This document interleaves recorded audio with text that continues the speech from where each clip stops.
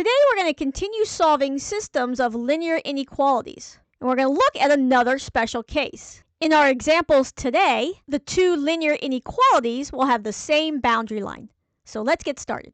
Let's do a quick review of systems of two linear equations. And you're going to have one of three situations. If the two lines have a different slope, they're going to cross or intersect at one location. And that one location is the solution. If the two equations have the same slope but a different y-intercept, we have parallel lines, and these two lines will never cross, and therefore there is no solution. And then thirdly, we have the situation where the equations represent the same line. So every point on that line is a solution, so there's infinitely many solutions. For systems of linear equations, the no solution and the infinitely many solutions are considered special cases. And again, they occur when the lines have the same slope. Now with systems of two linear inequalities, again, typically our boundary lines are going to have a different slope, meaning the boundary lines will intersect or cross each other, dividing the graph into four regions, with one of those regions being the overlapping region. And this region is the solution. Again, this is what happens when the boundary lines for the two linear inequalities have a different slope. So we also have special cases when dealing with two linear inequalities. In one type of special case, our boundary lines represent parallel lines. Once again, they have the same slope, but different y-intercepts. So the lines themselves, these boundary lines, do not cross each other. They do not intersect. But we may or may not have overlapping regions, depending on the direction of the inequality sign. So in this example, the inequalities have no overlapping regions, so there's no solution. In a second situation, the region between the two parallel boundary lines may be an overlapping region, and this is the solution to this system of linear inequalities. And then finally, we may have the situation where the inequalities are pointing in the same direction. And again, we're going to have a region that overlaps. So with two linear equations, parallel lines lead to no solution. But with two linear inequalities, we may or may not have a solution when our boundary lines are parallel. Now let's look to see what happens when the two linear inequalities in our system have the same boundary line. So for this system, we have y greater than negative x plus 2 and y less than negative x plus 2. So both of these inequalities, they have the same boundary line. Our boundary line is y equal to negative x plus 2 for both of these inequalities. We can write that boundary line by replacing the inequality symbol with an equal sign. So looking at this first inequality, y greater than negative x plus 2, we plot its boundary line, and then shade one side of that boundary line. And in this case, we're going to shade up and to the right of the boundary line. Well, with the second inequality, y less than negative x plus 2, again, the same boundary line. And then in this case, we're going to shade down and to the left of the boundary line. The two shaded regions do not overlap, nor is the boundary line included for either of these inequalities.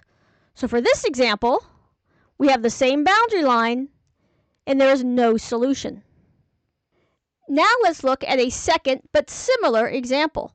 Notice for these inequalities, the only difference between these inequalities compared to the previous system is that the inequality signs are now greater than or equal to or less than or equal to.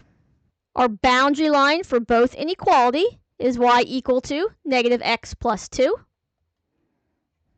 So graphing this first inequality, we graph the boundary line first.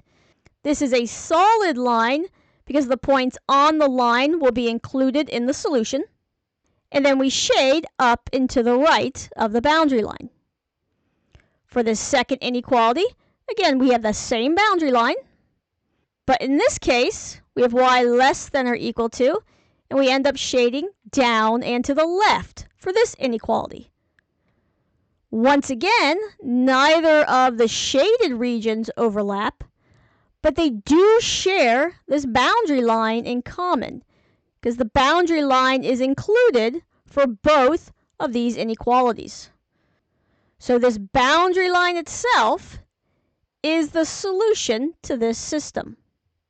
So much like we saw with the special case with parallel boundary lines, depending on the direction and type of this inequality symbol, so for example, does it include the boundary line itself, we may or may not have a solution to the system when the boundary lines are the same. So here we're asked to solve the following system of linear inequalities. To solve this, we start by graphing each of these linear inequalities, and we see where they overlap. What they have in common will be the solution. We're going to start with graphing this first inequality, y greater than 2/3 x plus 1. And to do that, we need to graph its boundary line first. So the boundary line for this inequality is y equal to 2/3 x plus 1. This is in slope-intercept form, so I'll go ahead and graph it using the information I can get from the equation.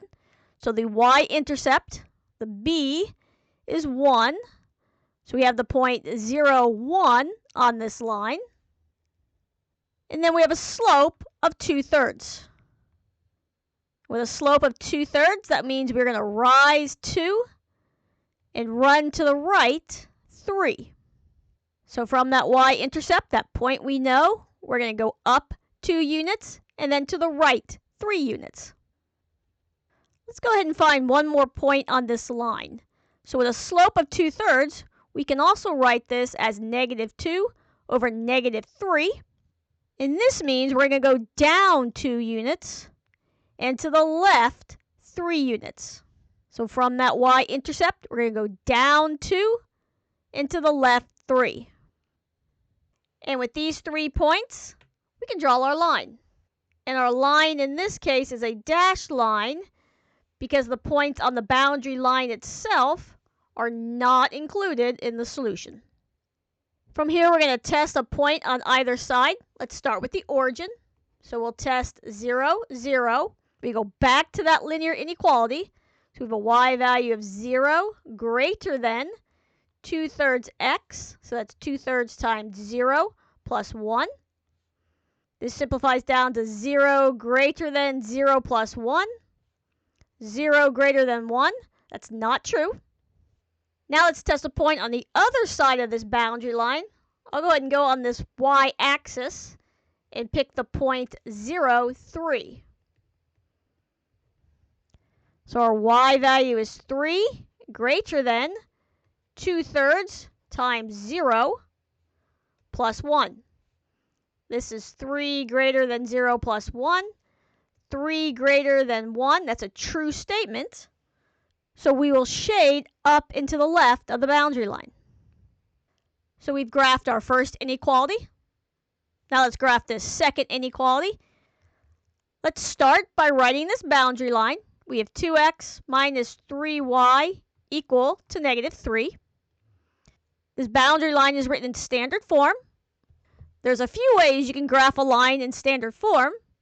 What I prefer doing is finding where it intercepts both the x and y axes.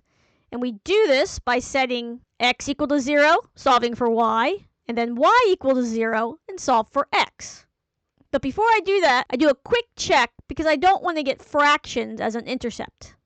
And what I do is I look at this constant by itself, in this case -3, and I check to see that it's divisible by both the coefficient of x and the coefficient of y. It is divisible by the coefficient of y, but when I set y equal to 0 to find out where it crosses the x-axis, we're going to end up with 2x equal to -3, and then x equal to -3/2. So we end up with a fraction as one of our intercepts. And I prefer not to graph when my points are fractions. So instead of using standard form to graph this line, I'm going to convert this to slope-intercept form. So I'll subtract 2x from both sides. We have negative 3y equal to negative 2x minus 3. And then dividing everything by negative 3, so we get that y by itself. We end up with y equal to 2/3 x plus 1. And then this is the exact same boundary line we had for the first inequality. So we can go ahead and draw that boundary line. And in this case, we have a solid line because the points on this line will be included in the graph of this second inequality. Now we're going to check a point on either side to see which side to shade. Again, I'll test 0, 0 first. So we have 0, 0. I'm going to go back to the original inequality. So we have 2 times 0 minus 3 times 0 less than or equal to negative 3. 0 minus 0 less than or equal to negative 3. 0 less than or equal to negative 3. So that's not true. Testing another point, let's go with negative 2, 2. So now we have 2 times negative 2 minus 3 times 2 less than or equal to negative 3. Negative 4 minus 6 less than or equal to negative 3. Negative 10 less than or equal to negative 3. That's a true statement. And once again, we'll shade up and to the left of the boundary line. So for this example, our shaded region overlaps. So this region is included in the solution to this system. But looking at our boundary lines, we have one line that's solid and one line that's dashed. So in this case, the boundary line will not be included in the solution because it's not a part of that first inequality. So our boundary line for the solution will be a dashed boundary line. A great way to learn is to practice on your own. We will discuss in a bit, but go ahead and pause your screen and do these two problems. So looking at this first system, we're going to start by graphing this first linear inequality. So here's the boundary line for our linear inequality. This is written in standard form. Now that we have our boundary line, we need to decide which side to shade. We'll start with the origin first. Plugging the origin into the linear inequality, we do not get a true statement. Testing a point on the other side, we do get a true statement. So we'll shade down and to the right for this boundary line. And we have graphed the first linear inequality. Looking at this second linear inequality, we have our boundary line. This is written in slope-intercept form. We have a y-intercept of negative 4 and a slope of 2. So this ends up being the same line. And it is also a solid line, as all the points on this boundary line will be included in the solution for this second linear inequality. Now we decide which side of the boundary line to shade for the second inequality. Again, we'll start with the origin. This does not result in a true statement. And we'll select that same point on the opposite side. And this is a true statement, so we're going to end up shading down and to the right with this second linear inequality as well. We have a region of overlap, so this will be in our solution. And our boundary lines were solid for each of these inequalities. So the boundary line as well will be included in this solution. It turns out that these two linear inequalities, they represent the same inequality.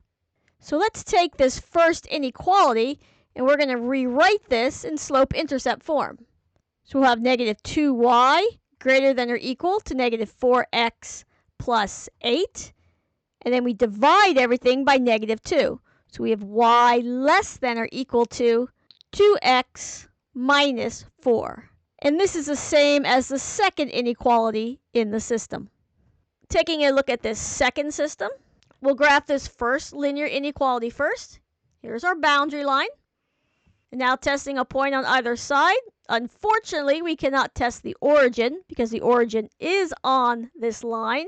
So let's try another point. We'll go with 2, 0. That does not lead to a true statement. Testing a point on the other side, that does result in a true statement. So we will shade up and to the right for this linear inequality. The second inequality has that same boundary line, but in this case it is a dashed boundary line because the points on this boundary line will not be included in the solution for this inequality. Let's test a point on either side. We'll start with negative 2, 0. This does not result in a true statement. And then 0, negative 2. That does result in a true statement. So we will shade down and to the left for this inequality. These inequalities do not have a region of overlap. And the boundary line is not a part of the solution for the second inequality. So therefore, this system has no solution. Drop any questions you have in the comments. Continue practicing solving systems of linear inequalities, and I'll see you in the next video.